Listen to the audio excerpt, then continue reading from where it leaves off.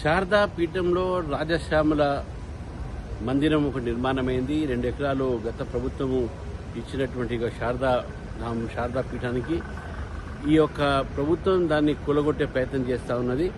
మేము Bharatiya Janata party first నుంచి చెప్తా ఉన్నాం, రేవంత్ రెడ్డి గారి సర్కార్ గడ్డపార సర్కార్ అయింది.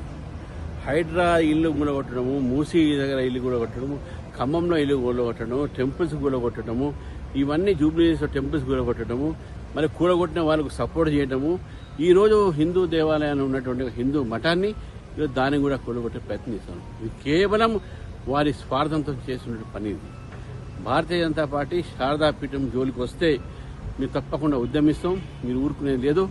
హిందూ సంస్థల మీద, హిందూ వ్యవస్థ మీద, హిందూ దేవాలయాల మీద ఈరోజు ఈ ప్రభుత్వం దాడి చేస్తాం.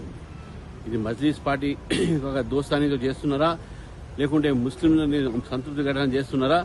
ఇటువంటి ఒక గవర్నమెంట్ అలాట్ చేసి టెంపుల్ నిర్మాణం అయిన తర్వాత అక్కడ స్కూల్ నడుస్తున్న సమయంలో వేద విద్యార్థులకు అక్కడ నిత్య భోజనాలు చేస్తున్న సమయంలో ఒక హిందూ ధర్మాన్ని ప్రబోధించేటటువంటి ఒక స్థానంలో ఈరోజు ప్రభుత్వం ఈ పని చేయడం అనేది దాన్ని భారతీయ జనతా పార్టీ తీవ్రంగా వ్యతిరేకిస్తుంది. నేను స్వామీజీ గారితో వ్యక్తిగతంగా మాట్లాడాను.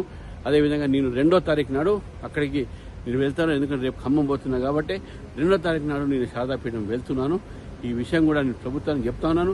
ఈ యొక్క ప్రభుత్వం ఇటువంటి యొక్క దేవాలయాలు కానీ, ఈ యొక్క మఠాలు కానీ దాని జోలికి వస్తే అది బాగుండదని చెప్పేసి కూడా హెచ్చరిస్తాను.